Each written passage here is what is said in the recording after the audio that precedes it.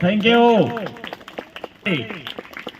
जो be happy, हमेशा कहिए I am happy, I am healthy, I am wealthy, I am prosperous, I am wise, I am intelligent, I am slim, I am attractive, I am beautiful, I am handsome. ये हमेशा आपके दिमाग में चलते रहना चाहिए। और जैसे जब हमने बताया है कि जैसा सोचोगे वैसा, और बड़े होकर के आप एक्सपेरिमेंट करना। क्या बोलते रहे? I am intelligent, I am wise, I am handsome, I am beautiful, I am charming, I am attractive. क्योंकि ये संसार जो है लॉ ऑफ अट्रैक्शन से चलता है। यहाँ हर चीज अट्रैक्ट करने के लिए, देखिए टेलीविजन पर आपके प्रचार आता है, एड आता है, और वहाँ जो लड़कियाँ प्रचार करने वाली होती हैं वो चाहे मेकअप करके चाहे जैसे बहुत सजा करके रखी जाती है। क्यों?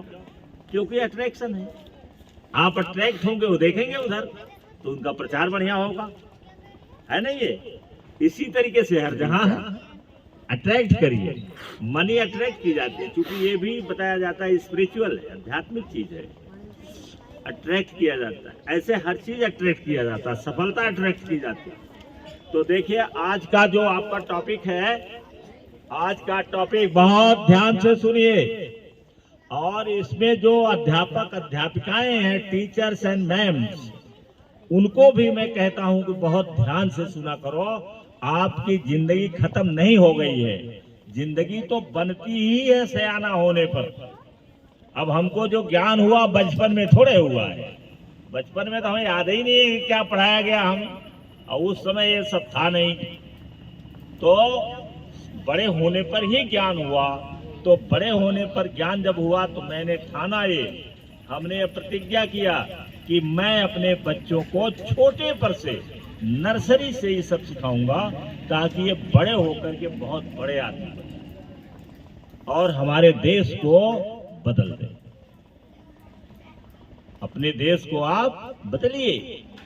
तो देखिए आज का टॉपिक है impact of IQ and EQ on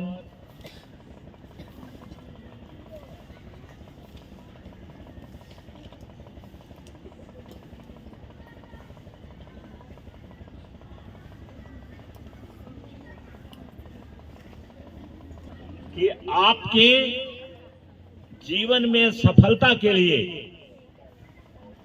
IQ और EQ दोनों बताए थे ना। EQ क्या है, IQ क्या है? Intelligence quotient. कोशिएंट आप जानते हैं, आप लोग मैथ ज्यादा पढ़ते हो। और कोशिएंट मालूम है? आस्था कोशिएंट मालूम है? अब तुम्हारी मैडम क्या पढ़ती होंगी? कोटिएंट पढ़ती होंगी। क्या? जो भागफल होता है, रिजल्ट होता है, आउटकम जो होता है, वो क्या कहलाता है? कोशिएंट। कोशिएंट लिखा जाता है कोटिएंट, कोटिएंट लिखा जाता है, पढ़ा जाता है कोशिएंट। ये भारत में तो ये जो कोशिएंट है, ये आई को इंटेलिजेंस कोशिएंट, और EQ इमोशनल कोशिएंट, भावना। क्योंकि जो हम करते हैं वो इमोशन से करते हैं। हमारे अब इमोशन नहीं समझ पाओगे, है लड़का? इमोशन का एक उदाहरण आप समझ लेते हैं, जैसे क्रोध, सबको होता है क्रोध। ये क्या है? एक इमोशन, एक इमोशन। दुखी हो जाना, ये क्या है? एक इमोशन। तो ये जो इमोशन है, इमोशन ऐसे 5-6 तो बहुत जबरदस्त है, वो जीवन पर हमारे बहुत प्रभाव डालते हैं। तो जीवन पर ज्यादा प्रभाव डालते, जैसे हैप्पीनेस क्या है? That is an emotion. Happiness एक इमोशन, दोनों है, पॉजिटिव भी है और निगेटिव भी है, दोनों है। यहाँ आप किसको डोमिनेट करते हैं, किस चीज को आप डोमिनेट करते हैं, कौन सी चीज आप अपने ब्रेन में डोमिनेटिंग रखते हैं। आप क्रोध को डोमिनेट करते हैं, क्रोध आपको डोमिनेट करता है कि आपको शांति, बिल्कुल कॉम एंड कूल माइंड आप रखते हैं। और ये सीखना पड़ता है, आप सीख सकते हैं, ये सीख सकते हैं। ये नहीं कि आपको क्रोध बहुत आता है तो आप उसको छोड़ दीजिए तो वो आपके ऊपर हावी हो जाएगा। आप इसको रोक सकते हैं। आज के समय में तमाम खोज दिया गया है, जिसमें एक न्यूरो NLP है, न्यूरो लिंग्विस्टिक प्रोग्रामिंग, जिसमें हमारे दिमाग को प्रोग्राम किया जाता है। जैसे क्रोध आता है तो आप कल्पना कर लीजिए कि क्रोध से कितना नुकसान होता है, कितनी ऊर्जा हमारी बर्बाद होती है, कितना नुकसान हमारा होता है। यहाँ जब डाल लेंगे और बार बार इस चीज को समझेंगे तो क्रोध आपका दब जाएगा, आएगा बड़ा तेजी से, क्योंकि नेचुरल है। लेकिन जैसे ही आप समझाएंगे इसको कि अरे क्रोध करने से बड़ा नुकसान होता है, बस तुरंत धीरे धीरे ये ठंडा हो जाए। तो आज के समय में विद्या बहुत हो गई है, बहुत ज्यादा इन्वेंशन हुआ है, बहुत ज्यादा खोज हुई है। और विशेष करके जो अमेरिका है, ये पता नहीं कितना खोजते रहते हैं, मेरी समझ में नहीं आता है। हर चीज के विषय में खोजते रहते हैं, चाहे वहां की गवर्नमेंट इतना पैसे देती है इनको या पब्लिक पैसा देती हो, लेकिन करते जरूर हैं। और इतना ज्यादा वहां साइकोलॉजिस्ट है, मनोवैज्ञानिक, मनोचिकित्सक बहुत ज्यादा है, फिलोसफर हैं और साइंटिस्ट हैं, जो हमेशा खोजते ही रहते हैं। जैसे उनका काम ही हमेशा खोजना है, खोजते रहते हैं। और उसको हम लोग पढ़ करके जान लेते हैं, हमको आसानी रहती है कि हमने पढ़ा जान लिया। तो देखिए यहाँ पर ये है कि आप दुनिया में क्या चाहते हैं। आप पढ़ने आते हैं, आपके माता पिता पढ़ने के लिए भेजते हैं, तो किस लिए भेजते हैं कि आप जीवन में सफल होइए, जीवन में कामयाब होइए, जीवन में खुशहाल रहिए। लोग कहते हैं कि भाई मेरा तो जैसे तैसे बीत गया, लेकिन हम अपने बच्चे को नहीं चाहते हैं कि ऐसी दशा में रहे, हम अपने लड़के को नहीं चाहते हैं कि ऐसी दशा में रहे। अरे हमारी शादी तो पता नहीं कैसे हो गई, लेकिन हम नहीं चाहते हैं कि हमारी लड़की की शादी ऐसे हो, हमारे लड़के की शादी ऐसे हो। ये सब माता पिता का, लगभग जो पढ़े लिखे हैं उनकी ये ख्वाहिश रहती है। न पढ़े वाले की भी ख्वाहिश रहती है, न पढ़े वाले की भी ख्वाहिश रहती है, उनकी इच्छा रहती है कि हमारे बच्चे अच्छे से पढ़ें। मुझसे तो कई लोग कहे, तो मैंने कहा कि ये देखो इतनी ये पढ़ी लिखी नहीं लड़की है, लेकिन अपने बच्चे के लिए कह रही है कि इसको गुरुजी आप जरूर पढ़ा दीजिए, हमारे बच्चे को पढ़ा दीजिए, हमने नहीं पढ़ा, हमारा बच्चा पढ़ ले। तो ये देखो ये आया है इस समय, हमारे अंदर चेतना जागृत हुई ऐसे, है ना।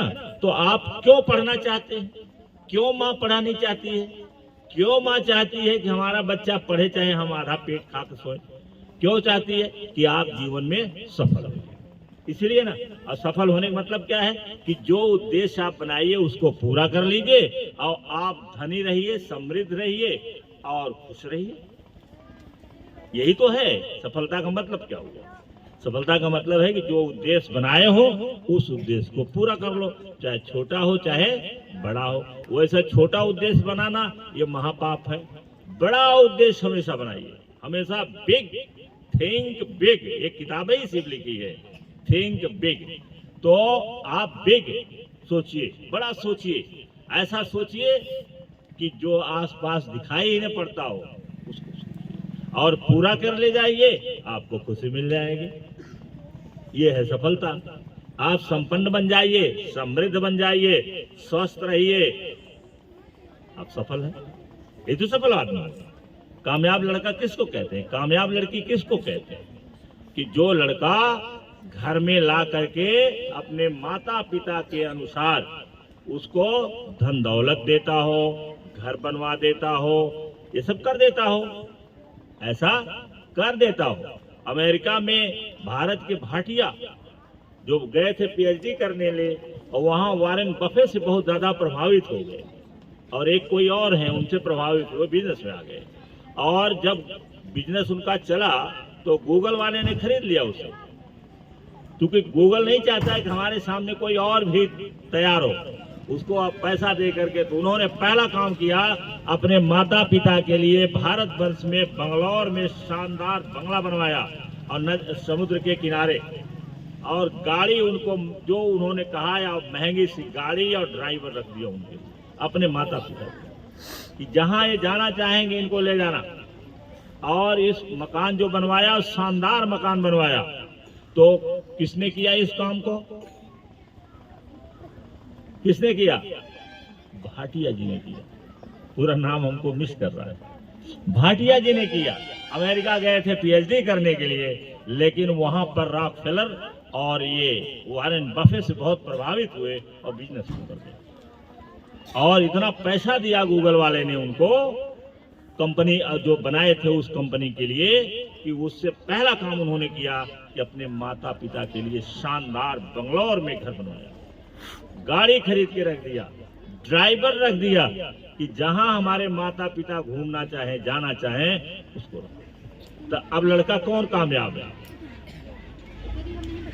वही ना, अपने लिए तो कर ही रहे हैं, लेकिन अपने माता पिता के लिए किए। समझ रहे हो ना बात को? तो इस तरीके से अब आपको ये देखना है कि आईक्यू का और ईक्यू का आपकी सफलता पर और आपकी संपन्नता पर, आपकी खुशी पर क्या प्रभाव पड़ता है। तो देखिए, आईक्यू जो है वो इंटेलिजेंस लेवल है। ये इसका योगदान आपकी सफलता पर 20% होता है। जाने रहिए, नोट कर लीजिए। आईक्यू का जो प्रभाव है आपकी सफलता पर केवल कितना है? 20% है। 20%। क्योंकि अगर आप इंटेलिजेंट नहीं रहेंगे तो कुछ करेंगे नहीं, आपको ज्ञान ही नहीं आएगा कि बाएं जाएं कि दाएं जाएं, कौन सा हम बिजनेस करें, कौन सी हम पढ़ाई करें, क्या हम पढ़ें, आपको पता ही नहीं रहेगा। अगर आप इंटेलिजेंट नहीं हैं तो आपको कुछ नहीं पता रहेगा। तो इंटेलिजेंट होना तो बहुत जरूरी है। और इंटेलिजेंट आदमी, अगर आपको इंटेलिजेंस लेवल बढ़ाना है, इंटेलिजेंस लेवल बढ़ाना है, तो आप मैथ जरूर पढ़िए। मैथ खूब लगाइए, आपका इंटेलिजेंस लेवल बढ़ जाएगा। और ईक्यू का जो प्रभाव है ये 80%, अर्थात इमोशन, जो इमोशन हमारे अंदर है उसको हम डाउन रखेंगे, अपने कब्जे में रखेंगे, तो आप कामयाब ज्यादा होंगे। जैसे फ्रेंडशिप, रिलेशनशिप, संबंध बनाना, दोस्ती बनाना और बिजनेस में आगे बढ़ना, लोगों से जुड़ना, पूरे दुनिया से जुड़ना, ये जब आपका ईक्यू सही रहेगा तब आप कर पाएंगे। इंटेलिजेंट तो बेस है 20%, लेकिन ईक्यू जो है आपको आगे बढ़ाएगा।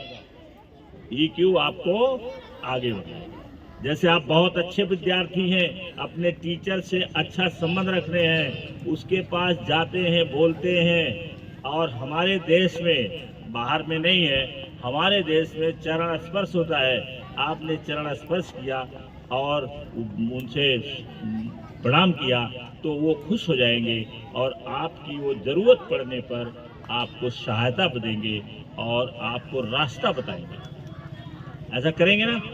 और अगर आप बोलेंगे ही नहीं, आप बातें ही नहीं करोगे, देखोगे उनको, यहाँ चले जाओगे वहाँ, तो कहाँ जाएंगे? आपको खोजेंगे वो। तो इस तरीके से है, ईक्यू का प्रभाव पड़ता है। तो हमें दोनों पढ़ना है। और ये जो ईक्यू है यह उतना ही महत्वपूर्ण, से ज़्यादा महत्वपूर्ण है जितना आईक्यू हमारा है। तो थैंक यू वेरी मच। कल पढ़ करके आएंगे और यहाँ कम्युनिकेशन स्किल